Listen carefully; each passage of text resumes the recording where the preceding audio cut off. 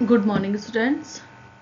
आज हम हिंदी व्याकरण में अध्याय 1 भाषा विचार ये हम एक्सप्लेन कर चुके थे लास्ट वीडियो में और प्रश्न 1 भी करा चुके थे इसका। अब हम इसके आगे का अभ्यास कार्य करेंगे। अपनी अपनी नोटबुक्स में वर्क आप साथ साथ कंप्लीट करते रहें। अब आपकी वीडियो में है प्रश्न 2। प्रश्न 2 है, गद्य तथा पद्य साहित्य के चार प्रमुख साहित्यकारों के नाम व उनकी रचनाएं लिखें। तो गद्य साहित्यकार व उनकी रचनाएं निम्नलिखित हैं। नंबर 1 है मुंशी प्रेमचंद, जो बहुत बड़े हिंदी साहित्य के बहुत बड़े उपन्यासकार, निबंधकार, कहानीकार हुए हैं। इनका हिंदी जगत में विशेष स्थान है और इनका कहानी संग्रह है मानसरोवर कहानी है, गोदान और मंगलसूत्र उपन्यास है। मंगलसूत्र इनका अधूरा उपन्यास था। मंगलसूत्र जब ये लिख रहे थे उसी समय इनकी बीच में ही लिखते समय ही इनकी बीच में मृत्यु हो गई थी और उसके बाद यह उपन्यास उनके बेटे अमृतलाल ने पूरा किया। नंबर 2 है जयशंकर प्रसाद, इनके नाटक हैं ध्रुव स्वामिनी, चंद्रगुप्त और स्कंदगुप्त। स्कंदगुप्त और चंद्रगुप्त बहुत प्रसिद्ध नाटक हुए हैं और इन पर कई सीरियल भी बने हैं। नंबर 3 है महादेवी वर्मा, गिल्लू गौरा संस्मरण है, बहुत ही अच्छे और बड़े रोचक संस्मरण हैं। नंबर 4 है मन्नू भंडारी, इनकी है हिम्मती और सुमेरा। ये कहानियां बहुत सरस कहानी हैं। अब हम पढ़ेंगे पद्य साहित्यकार व उनकी रचनाएं। कबीर, कबीरदास, बीजक, दोहे, ये एक समाज सुधारक के रूप में इन्होंने कार्य किया।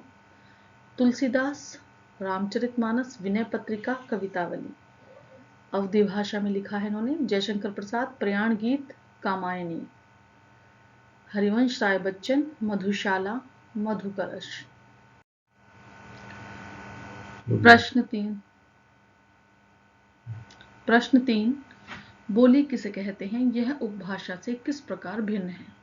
तो पहला प्रश्न है बोली किसे कहते हैं। बोली का क्षेत्रीय रूप भाषा का क्षेत्रीय रूप बोली कहलाता है।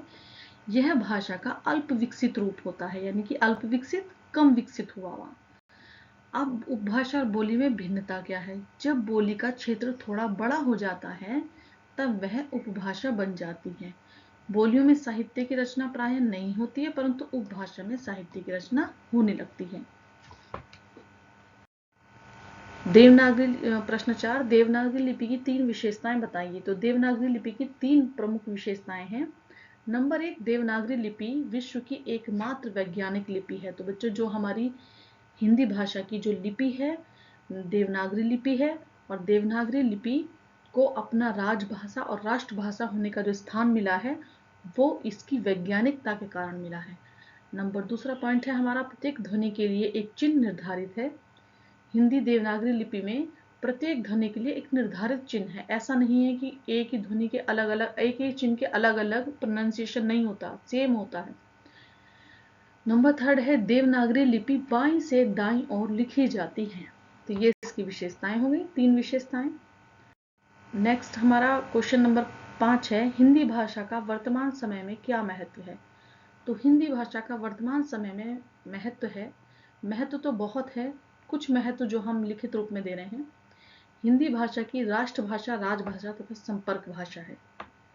राष्ट्रभाषा भी हिंदी है, राजभाषा, राजकार्य की, राजकाज की भाषा भी हिंदी है और हम जिस एक दूसरे से कांटेक्ट करते हैं वो भाषा भी 70% भाषा जो है, 70% लोग जो है हिंदी भाषी हैं, हिंदी भाषा का प्रयोग करते हैं पूरे भारत में।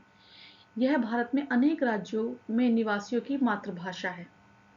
हिंदी पूर्णतः वैज्ञानिक भाषा है। इसके उच्चारण व लेखन में एक रूपता है। एक रूपता का मतलब कि जैसा बोला जाता है वैसा ही लिखा जाता है ना। ऐसा नहीं है कि ई के लिए कभी हम आई का प्रयोग कर रहे हैं, कभी हम ई का प्रयोग कर रहे हैं, है ना।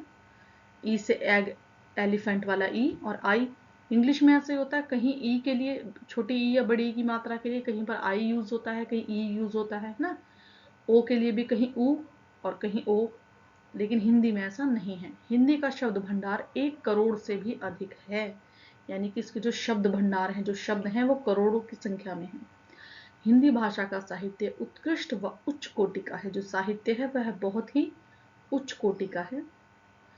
नंबर 6, वह दिन दूर नहीं जब हिंदी विश्व की संपर्क भाषा के रूप में प्रयोग की जाएगी। अभी तो हिंदी भारत में बहुत ही 70% लोगों की जनसंपर्क भाषा है, लेकिन वह दिन दूर नहीं जब पूरे विश्व में हिंदी अपना विशेष स्थान रखेगी।